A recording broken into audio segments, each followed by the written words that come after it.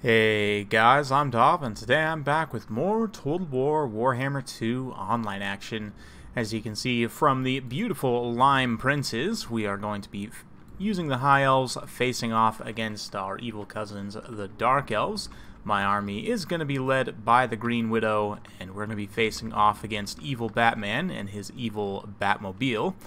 So let's go to the army compositions. Obviously, Allarielle going to be a strong healing focus. Specifically, we're going to be dumping most of our healing into these Dragon Princes.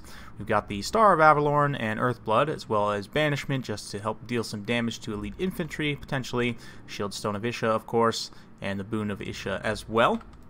In terms of the army itself, we've got a single Eagle Claw Bolt Thrower ranked up to rank 5. And we've also got 3 units of the Lime Princes, obviously going to be very strong against the Dark Elves, since they're not a super strong cavalry faction. We've also got 4 units of Illyrian Reaver Archers, and one of them is the Regiment of Renown, Heralds of the Wind. And yeah, 4 units of Spearmen, so relatively straightforward, cav-centric build for evil Batman's army here. He's got 3 units of Hargoneth Executioners making up the center, 2 Witch Elves, and a Black Ark Corsair. He's got the Regiment of Renown, these guys, Dark Shards, there we go. They have the Shield Breaker attribute and pretty decent melee defense for a missile unit at 31. Some Dread Spears up front, the Slaanesh Harvesters, Regiment of Renown Doomfire Warlock, and a couple of Dark Riders with shields. So let's get the battle in full gear. We're going to be pulling up in range and starting to fire into some of these high-value units here. You can see the Eagle Claw Bolt Thrower are going to be switched into the anti-infantry mode and focused in on these Hargoneth Executioners. Blades of the Blood Queen, actually, it looks like Regiment of Renown here. So this is a very expensive unit and a very powerful unit, so we definitely want to focus them down.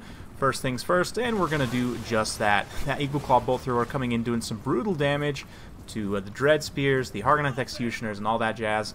We're also going to be targeting the Illyrian Reaver Archers in on these Witch Elves here now. Since they have superior range, we can stand outside the formation and target units even inside this formation. So that's one of the advantages of Illyrian Reaver Archers, is they do have a pretty solid range.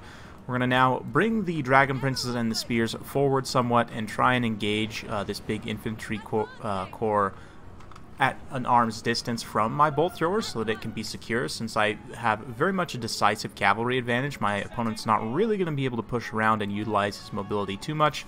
So if I push forward and engage, like I said, at an arm's length, then it's going to be very beneficial for me. You can see we're going to pull up with these Dragon Princes, get a charge in on these Slaanesh Harvesters, who are actually, they do get a counter charge off just in time. And I'm not sure that was actually a charge order or move order, but those Slaanesh Harvesters get dumped on the charge there. We're going to drop the Star of Avalorn to keep these Dragon Princes nice and fresh. We came in with this unit of Dragon Princes to take out this wounded Hargoneth Executioner, Blades of the Blood Queen, in fact, and these Witch Elves. They're going to take a bit of damage here, but we did manage to rout off the Witch Elf. Unfortunately, we did get enraged by the other one, so we're probably going to lose that unit of Dragon Princes. Meanwhile, over on this side, we came in, took out some mobility, then we're going to follow up with the Illyrian Reavers, use them to take on the Dark Riders, and then bring the Dragon Princes in for a rear charge on these Hargoneth Executioners here. You can see we have done that, and then so we pretty much just got these 2 units of elite infantry left in the center. Most of the rest of the elite infantry has been wrecked for the Dark Elves. So at this point, we're going to drop an Overcast Banishment right on this big blob here in the center. I mean, obviously, I do have some Spearmen here, but it's just a cheap unit of Spearmen fighting, you know, over almost 2,000 resources, almost 2,000 points worth of infantry here. So we pretty much deleted that unit of Hargoneth Executioners, or what was left of it. The rest of these units just going to be taking some serious fire here, point blank, from that Eagle Claw Bolt Thrower. And yeah, at this point, my opponent's going to admit defeat. We're going to get in here with the Illyrian Reavers and do a nice hammer and anvil on these Bolt Fiends here. And that'll be it. My opponent admits defeat. So, well played. Hope you guys enjoyed watching that one. It was relatively short, so we're going to be taking a look at another Allarielle versus Dark Elves replay. But in terms of the army breakdown, the the Eagle Claw Bolt Thrower definitely paid for itself there. these things I find, especially if you juice them up with a few chevrons, it boosts their refire rate to the point where they're actually quite useful. And either in anti-infantry or anti-large mode, both the Eagle Claw and the Dark Elf version can be potentially very powerful. So, you know, in dealing with enemy elite infantry or even cavalry, can be very powerful. So in this matchup, it's good to bring just to counter the Hargoneth Executioners, especially if you have a very strong mobility focus like I did here. You can kind of engage away from this Eagle Claw Bolt Thrower and get more value out of it. Dragon Princes, of course, doing most of the work here. Allarielle Reaver Archers also doing some very nice work against these squishy Witch Elves. For my opponent's army, I just didn't have the tools at the end of the day to respond to Dragon Princes, and I definitely think that that's something you're going to need to expect. You know, if you were to maybe downgrade these Dark Riders with shields to get some extra points, maybe upgrade these Hargoneth Executioners to Blackguard, or at least one or two of them, or maybe you go with a more counter-cavalry focus and use Doomfire Warlocks in tandem with the Cold One Knights, which I have found to be reasonably effective. I'm actually going to be showing off some games using similar builds later on, but let's go to that second game I wanted to show you guys. So this time we're going to have Allarielle facing off against Evil Catwoman, or Evil Cat Mama, I'm not really sure. Anyway, yeah, similar build as last time, but this time we've cut the Eagle Claw Bolt Thrower and gone with the Regiment of Renown Spearmen instead, just so that we don't have anything to protect in the back line, really. It's just all mobility focus, and you can see right off the bat we're going to be having a bit of a skirmish battle here. So if we take a look at my opponent's army composition, he's got 2 Dark Riders with repeater crossbows. He also has the Regiment of Renown Dark Riders who are riding Dark Pegasi. Haven't seen these guys yet in battle, so let's see how they do here.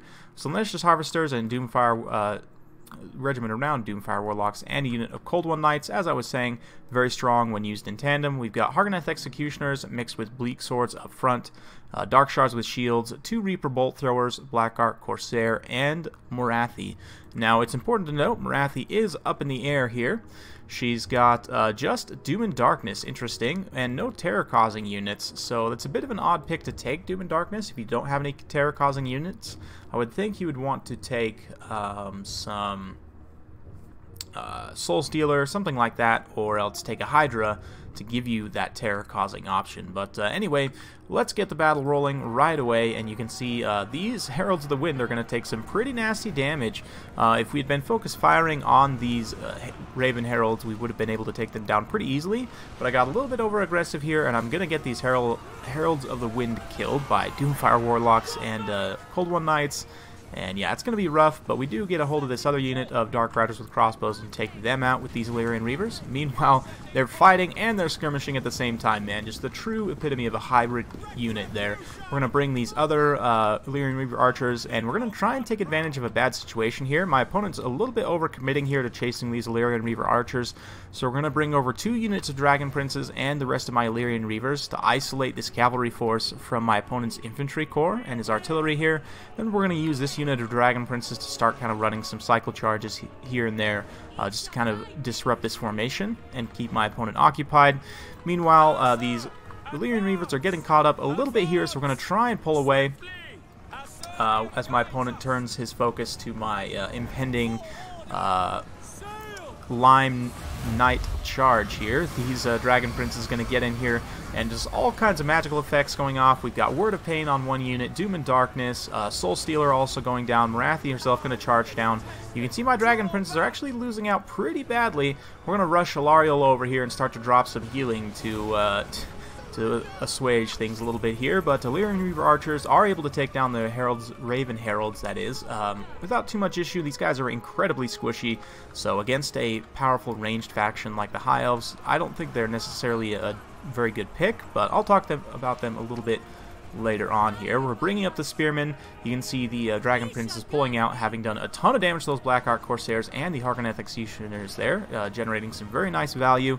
The Reaper Bolt Throwers are shooting at my cavalry, but they're using the Scatter Shot, which honestly, you probably should be using the anti-large version, the single shot, but Morathi managed to get back up in the air here. She's going to charge back down, but at this point, these Dragon Princes have just about won this cavalry engagement, thanks to the support of Allarielle's healing there. And yeah, Morathi's going to want to get back up in the air ASAP. Meanwhile, the infantry engagement is finally getting underway here. Dragon Prince is performing a beautiful hammer and anvil strike against these Argonath executioners here.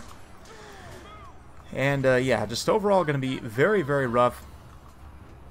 The Bleak Swords will do okay against the Spearmen, as obviously the Argonath Executioners will, but we're going to drop a Tempest on Morathi here. I actually don't always bring Tempest with Allarielle. Sometimes I bring it just as an insurance policy, and I'm glad I did in this matchup because Morathi's up in the air. So that Tempest is going to do a whole bunch of damage and also slow her down and allow these Allarian Reavers to fire in. You can see they're shooting her. The damage from the miscast as well as the Tempest there, bringing Morathi down quite a bit, and that is going to affect the leadership of the Dark Elves. The Doomfire Warlocks had rallied back to the infantry fight, but we're going to bring the huge mass of Lime Princes in here and just start to take things down. The Doomfire Warlocks get shattered. These Bleak Swords are just going to get completely run over. I did lose some Spearmen, actually the Scions of Mathlon here in the front line, which is a bit unfortunate. I mean, obviously they're going to get outclassed by Argonath Executioners here, but I do get caught up a little bit.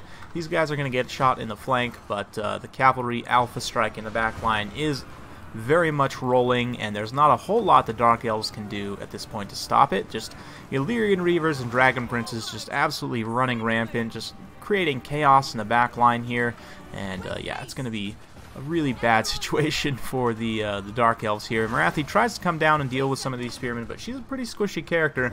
Even these non-AP Spearmen will be able to do some damage to her. But looks like they are going to be routed off there. But yeah, at this point it's just a matter of time. The Reaper Bolt Throwers are offline. These Black Ark Corsairs getting run over by Dragon Princes here. And yeah, High Elves are going to be able to carry the day here. Beautiful map too, one of the Ulthuan maps, so it's quite cinematic and fitting for this battle. Morathi's going to get back up in the air. We drop the Star of Averlorn just to keep these two Dragon Princes who are getting a little low on station. Then we're going to come over and drop one last Tempest on Morathi in just a moment here. So you can see a lot of the Dark Elf forces giving up the fight at this point. Morathi gonna cast a spell here and get a nasty miscast. I believe she's trying to overcast a Doom and Darkness here. But again, there's no terror-causing units. All my units are still at high leadership. We drop one more Tempest on Morathi just as she shatters, and that's gonna be game. So, well played to my opponent. Hope you guys enjoyed watching that one. Yeah, it's a pretty powerful build, this triple Dragon Prince with the Illyrian Reaver support, and just going super cheap and narrow on infantry, just with a few spearmen. I think it's going to be the way to go against the Dark Elves. Obviously, they can bring some pretty nasty counter builds with a lot of Cold One Knights and Doomfire Warlocks and things like that, but I'll have to do some playing around and see what I think the Dark Elves can do to really effectively counter this, because Dragon Princes are just such a strong unit.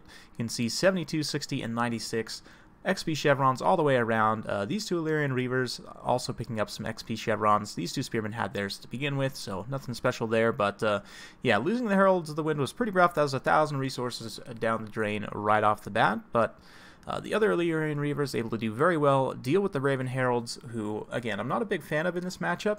Any matchup that can take good long-range skirmishing is going to be good against the Raven Heralds, so I think they might be a decent option potentially against Chaos, maybe the Vampires, just because you can control the skies pretty effectively, like with Morathi, with her anti-large and her debuffs and such, although with multiple Terror Guys it could potentially be rough to protect. I might have to do some playing around with that matchup, but Chaos could potentially be decent as well, as long as they don't bring too many Marauders, Marauder Horsemen, that is. Norsca's probably a no-go because the Javelins will destroy you. Beastmen, maybe. Beastmen don't tend to bring Ungor Raiders, although I may start bringing Ungor Raiders in this matchup because a lot of the really good units against the Beastmen for the Dark Elves, the new stuff specifically, is low armor, like the Sisters of Slaughter and the Doomfire Warlocks, so Ungor Raiders might be a more common pick in that matchup now. So I'm not really sure where these Raven Heralds fit in exactly yet. I'll need to do some experimentation with them and see kind of what their niche is, but overall I definitely think that the cavalry focus against the Dark Elves is going to be pretty strong. I'll be showing off some other factions using similar focus against the Dark Elves going forward, and I'll also show how I think the Dark Elves can kind of counter that a little bit, because of course, with as asymmetric as Total War Warhammer is, there is a bit of a revolving meta where things come and go in and out of style, even within a single patch. But anyway, hope you guys enjoyed watching. If you do like this sort of content, be sure to like, subscribe, hit that bell notification button, so every time I upload a new video, you'll be notified. Thank you once again for watching, and we'll see you next time.